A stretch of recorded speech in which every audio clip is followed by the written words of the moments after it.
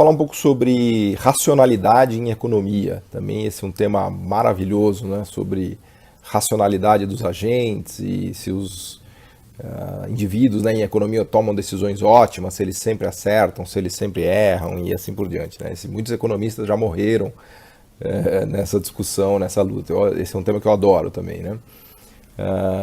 Bom, eu gosto de tratar a questão da racionalidade em termos de sistemas complexos, né? A economia, para mim, ele é um sistema complexo, né?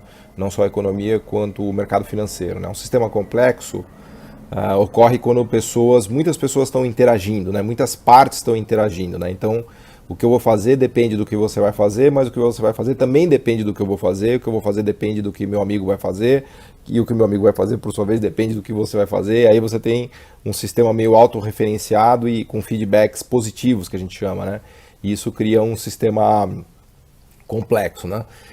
Um sistema complexo, ao meu ver, ele é relativamente racional, ou seja, ele consegue achar soluções ótimas, né, ou tomar decisões acertadas, ele tem mecanismos de controle, né, que não deixam com que ele faça muita besteira, mas ele também não é onisciente, né, ele também não sabe tudo, né, porque essa é uma das grandes críticas que se faz ao racionalismo do individualismo metodológico, que eu concordo, né, que como se o indivíduo sempre soubesse o que é ótimo, né? Na verdade, o indivíduo não sabe o que é ótimo porque o sistema complexo é imprevisível. Então, o indivíduo ele não sabe com o que ele vai se deparar lá na frente, né? Porque ele não sabe sob que condições a decisão que ele toma hoje vai ter resultado lá na frente, ou enfim, como é que esse sistema vai se comportar, né? Tudo isso para dizer o seguinte, que nem o Estado, né, o Estado é um comitê de burocratas que sabe o que é certo e o que é errado, nem o mercado por si só sabe o que é certo e o que é errado, o indivíduo sabe o que é certo ou o que é errado, né? Na verdade, o Estado ele pode ajudar a coordenar esse sistema complexo, né? Esse sistema complexo ele pode se meter em buracos, né? Que ele não consiga sair. Por exemplo, as grandes crises, né?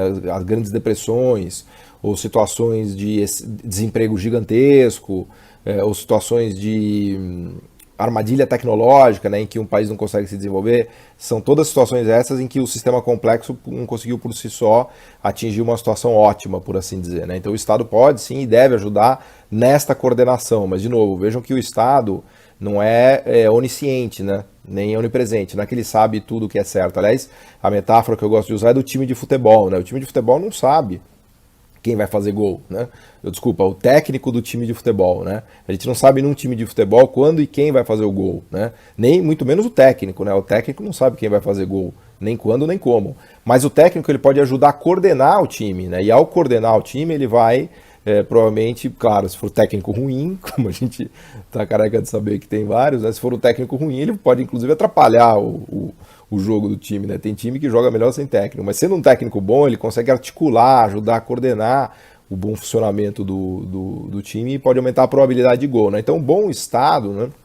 A meu ver, a boa política pública é aquela que é capaz de ajudar a coordenar e ajudar a fazer com que o sistema complexo atue da melhor forma, né? Não é de antemão dizer o que é certo e o que é errado. Aliás, toda a discussão de política industrial mais recente, que está sendo capitaneada pelo Joseph Stiglitz, que ganhou o Nobel em acho que 2001, pelo Danny Rodrik, pelo Ricardo Hausmann, tem toda uma turma de economistas muito bons, de peso, que estão repensando a ideia de política industrial, né, de como o Estado ajuda a iniciativa privada a preencher buracos, a entrar em novas atividades, a fazer inovações tecnológicas, né? É toda uma literatura que tem essa pegada mais de sistema complexo e de ajuda na articulação e coordenação, que não é, obviamente, o Estado nunca vai saber de antemão qual é o produto, qual é o hit, né, de sucesso, né? Ele não vai saber se o iPhone e o smartphone ia virar a grande bola da vez. O Estado, nem o mercado sabe isso, nem o Estado. A ideia é que, como é que se articula uma sociedade para que ela descubra essas coisas, né?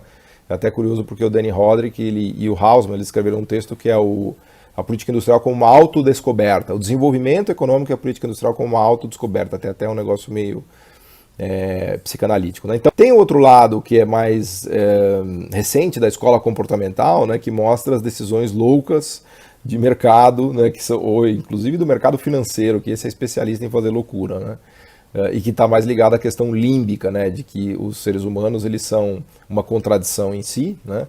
Aliás, a questão da racionalidade do ponto de vista de psicologia e psicanálise é delicioso estudar, porque obviamente que todos nós somos uma contradição ambulante, né? Como diria o Raul Seixas, né? Eu prefiro ser uma contradição, uma metamorfose ambulante do que ter uma opinião formada sobre tudo. Eu queria dizer justo o oposto do que eu acabei de falar, né?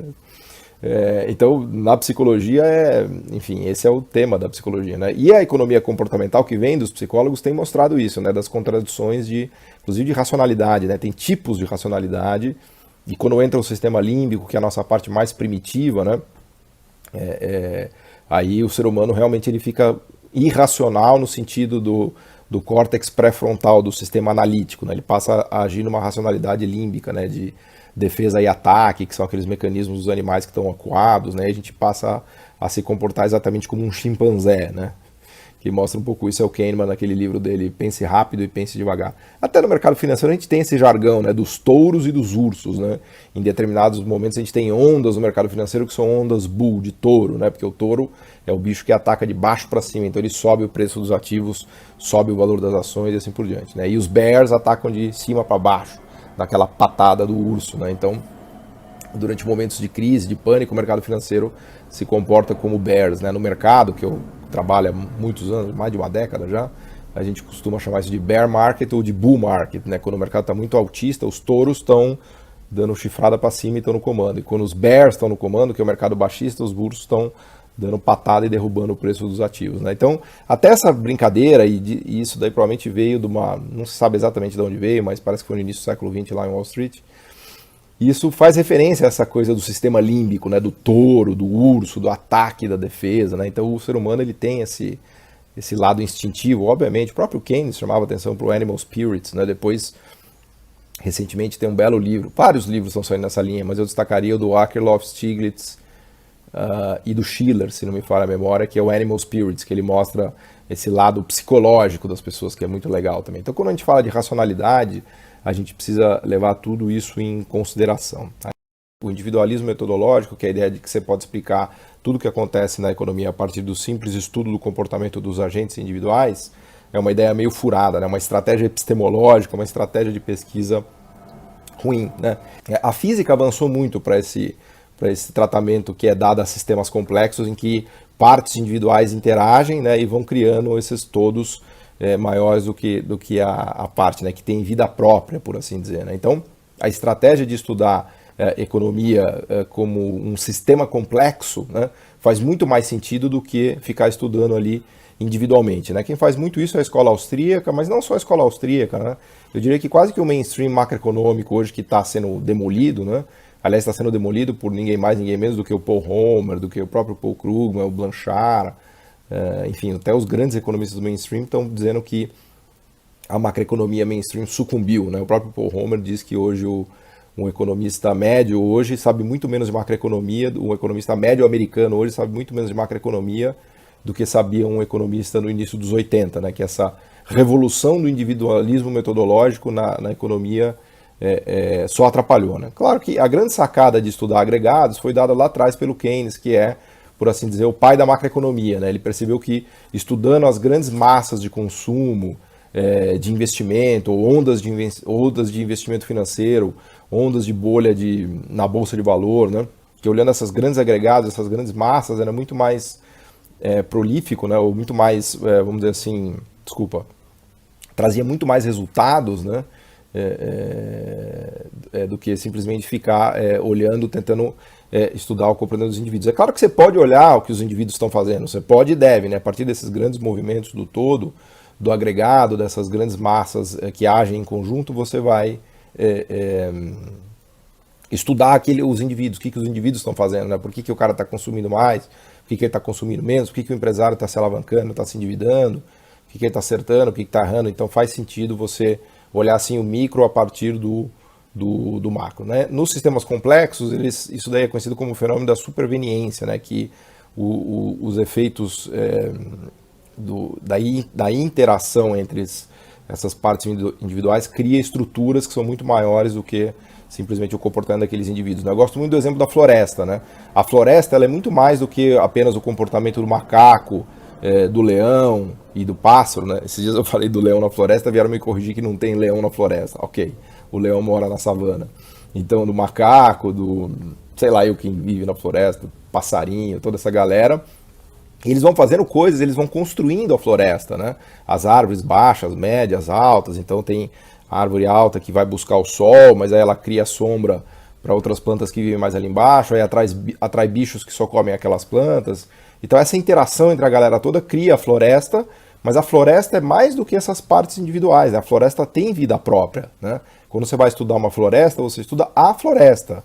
Você não fica tentando derivar a floresta a partir do comportamento do macaco, né? É uma estratégia, vamos dizer assim, epistemológica de estudo, né? Quando você vai estudar o formigueiro, você não fica tentando otimizar o comportamento individual da formiga, né? Você olha a macroestrutura, que é o formigueiro, né? Aliás, mais recentemente, na física das redes complexas, né, a estratégia de estudo é olhar a grande rede produzida pela interação entre essas partes individuais ou esses agentes individuais, né? Eu tenho feito pesquisa disso, especialmente no que diz respeito a estruturas produtivas, né? Desenvolvimento tecnológico, desenvolvimento dos países. Você vê que a abordagem desses econofísicos, né, que é uma galera que eu sou fã e tem inclusive difundido o trabalho deles, a galera desses econofísicos é sempre partir da estrutura que foi produzida por esses microagentes, mas primeiro você olha a estrutura, você estuda a estrutura, depois você vai entender o comportamento dos microagentes, né? Isso é uma técnica de pesquisa da física das redes complexas, né? Aliás, os econofísicos que estão vindo para a economia, né? É engraçado essa turma, tem vários livros, eu vou deixar um link aqui, eu escrevi um post cujo título é Econofísica, uma ideia cujo tempo chegou, né? A postura deles é bem legal, eles olham e falam, meu, esses economistas estão errando muito, não é possível.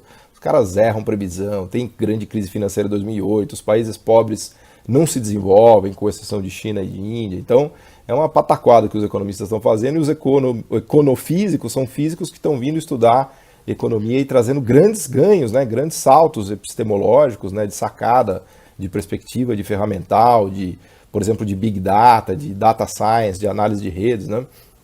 Tem um batalhão deles para nossa felicidade, eu como economista adoro os econofísicos, né? Então eles têm trazido muitas ideias, né? E essa ideia dos sistemas complexos, que é na verdade meio básico até para os físicos, né?